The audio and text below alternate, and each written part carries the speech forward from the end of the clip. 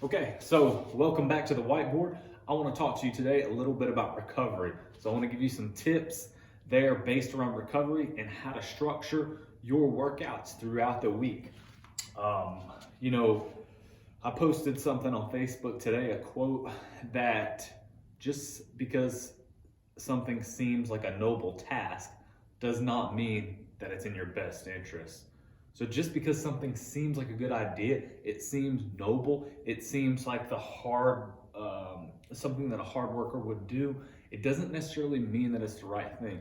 And one thing that my parents did instill in me is to be the hardest worker in the room. I remember being a kid, and if I was the fastest runner and I hustled and say there was a loose ball in basketball and I got to that ball the quickest, I remember my dad praising me for that hustle, constantly praising for that hustle, positive reinforcement towards that hustle, and it instilled that in me. So when I started to do CrossFit and I started really training, to me, it was always about train every day, compete every day, work hard every day. Like the harder you work, the more gains you will get. And so I had that mentality. And so I trained a lot. There was a lot of times that I probably went too hard and I didn't really understand the concept of rest. I thought rest and sleep was for the weak. So I want to talk to you about rest because rest is very important. And not only is rest important, but it's important to understand and know when to stop, when to cut yourself off.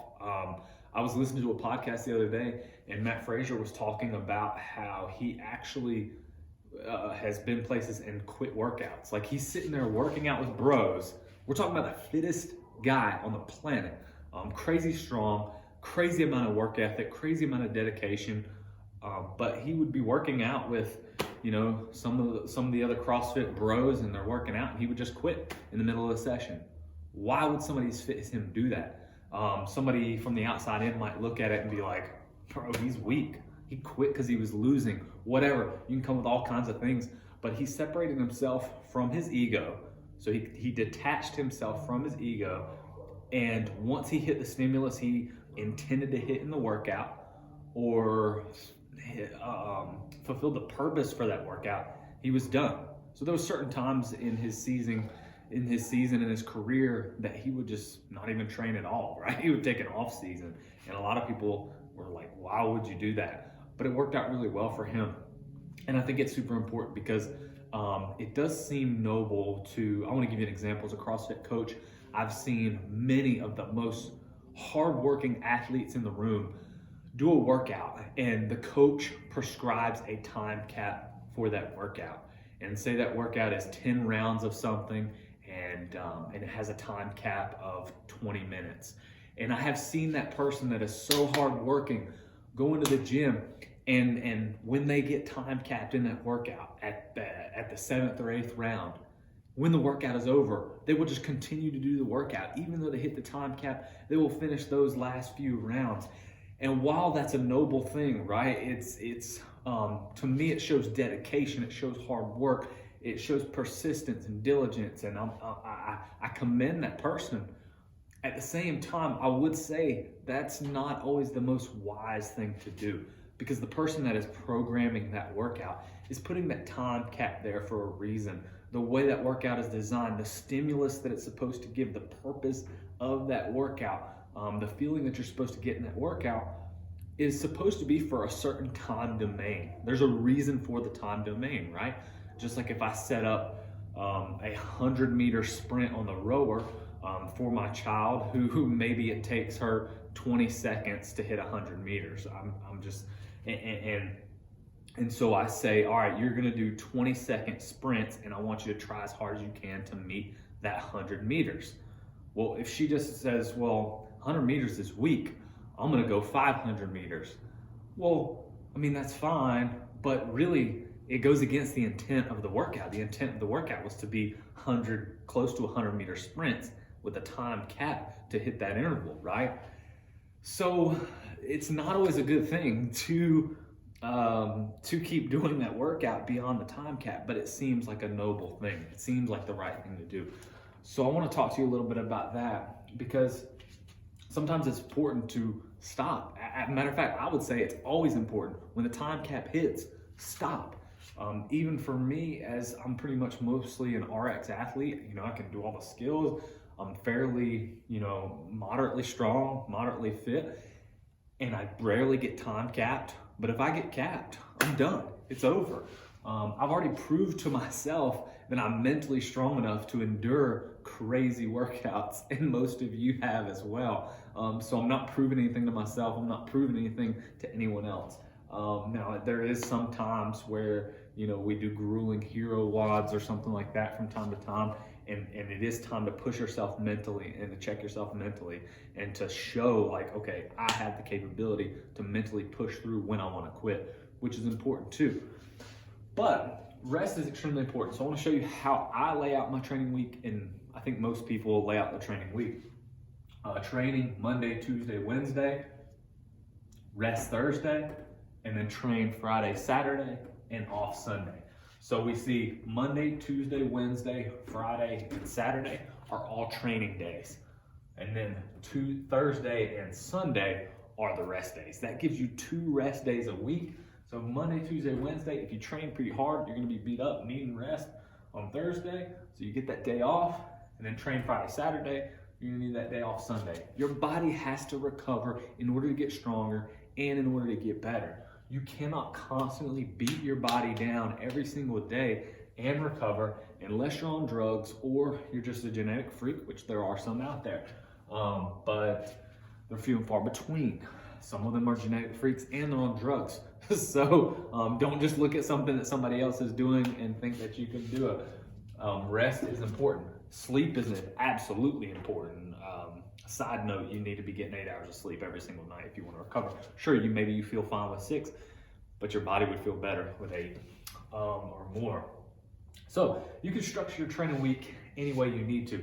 But I will also say this, even though training days are Monday, Tuesday, Wednesday, and Friday and Saturday, you don't want to go hard at the same things every single day, even in your training days. So you need to cycle what you're doing, right? So like Monday, if you're lifting really heavy weights for your strength work, and it's gonna be really, really taxing on your body, whatever it is you're doing. Say for me, it would be like a 5 by 5 deadlift. For me, 5 by 5 deadlift is just grueling. Any intense deadlifts just will break me down. So Tuesday, I probably don't need to really lift super heavy. I mean, maybe I could go heavy in something like a strict press, which is not gonna put a whole lot of load on my body, but I definitely don't wanna do heavy squats. I probably don't wanna do heavy cleans. I could probably do some snatches to fairly heavy because the relative load is so much lighter than doing a deadlift or a squat or even a bench press or a jerk. So Tuesday, my strength work, I might need to back it off and make it more about speed. And then Wednesday, maybe I come back and go heavy again. And then same thing with Friday and Saturday. One of those days probably needs to be heavy, but the other day probably needs to be lighter and more speed or more endurance focus. Now, if you're adding conditioning into the mix, also need to think about the same things when it comes to conditioning.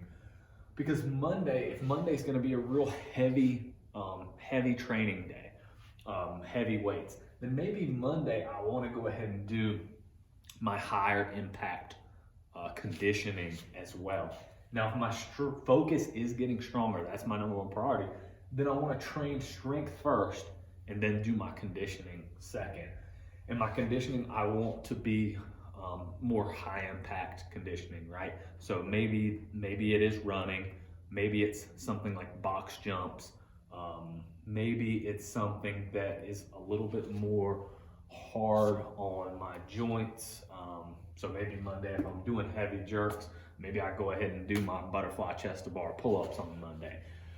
So I'm doing something that's gonna be what I call high impact. Now Tuesday, I'm gonna wanna keep it a little more low impact. So whatever I went hard on Monday, maybe Tuesday, I wanna go for a longer duration, not as intense. So maybe I wanna do, on Tuesday, I'm gonna be like, all right, I'm gonna row I'm going to do slam balls. I'm going to do maybe some skill work like handstand walking, or some burpees. Of course, depending on your fitness level, that could be high impact. But maybe you want to do some movements like that are kind of lower impact. So maybe you try to find whatever that is, stuff that's not really hard on your joints, stuff that's not going to make you sore for the next day. Because Wednesday we're going to come back and hit training hard again Wednesday. If you want to get better, if you want to get stronger, you need to be able to bring a high intensity to your training. And if you're beat down and fatigued from working out every single day, say you don't even take rest days, or you just go hard, maybe you do take rest days, but you go super hard those days, which is what I used to do. You're so beat down and you're so fatigued that you're never actually able to push your body that hard in training to hit the intensity that you need to, okay? So like if I go run 10 miles and then I go back squat after I run 10 miles, do you think that I'm gonna be able to back squat a weight that I could if I was fresh? No, I'm not gonna be able to back squat that weight. So if I train that way every single time, then my body is never getting trained at the high load that I can actually hit. Does that make sense? So you want to be recovered enough to hit that high load, to hit that high intensity, to hit that heavy weight, or in a Metcon, to bring that intensity and go hard, because you have to go hard in order to get better. But if you're so fatigued, you're so beaten down, like I've been so beaten down before that I go into the gym and I start warming up. And when I'm warming up, I literally feel the burn in my lower back. I feel the burn in my quads, and I'm feeling gassed and I'm feeling fatigued in my warm up.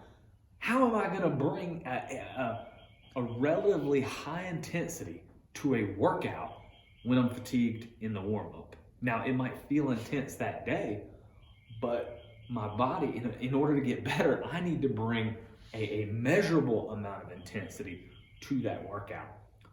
So for example, on a bike, assault bike, if I'm able to hold 800 watts for a minute straight, say I'm able to hold 800 watts on the assault bike for a minute straight, and that's my body's threshold, okay? Well, a lot of times if I want to get better at the assault bike and become more powerful on the assault bike, I need to train at that level or beyond that level, right? And if I'm fatigued and I'm beat down and I come in here and I try to train and I can only hit 400 watts on the bike and I start to get fatigued, I'm not doing my body good, right? I need to find that balance where you're getting enough rest, you're getting enough recovery, you're able to bring that intensity. Yes, you're gonna have some fatigue, but you've gotta find that fine line. And it can feel like a noble task to come in the gym and be beat down and you're sore and you're hurting all over and you're tired and you're fatigued and you fight through it and you train anyway, right? That can feel like a noble task, but it's not always the best thing, and it's not always what's gonna make you better. It does have its place and it is important, but what I'm saying is take a step back. If you are that type A person that wants to train hard every day, if you're the type of person that your coach programs on a Thursday a recovery WOD, and it's a 30-minute AMRAP of some pretty general low impact movements, and he says go slow, but you in your mind still have to win that workout, then you're the person that I'm talking to, okay? Which is me as well. So I understand and I can relate to you. But what I would say is implement some rest in your training plan. Implement even on your rest days, right? Okay, maybe one of those rest days is active recovery, but the other rest day, have some serious downtime. Like if you're that person that just goes, does all the time, always feel like you have something to do, just chill out. Like sit on the couch, sit outside, put your phone away, completely relax. Maybe if you're somebody that's so strict with your diet, you actually sit back and have a slice of pizza and a beer. Like don't go crazy, but like just sit back and relax. Get yourself into that relaxed state. And I promise you, it's actually gonna help you with the training. It's gonna help you come back stronger. It's gonna help you come back better. So thank you for watching. Please hit that like button on YouTube. Please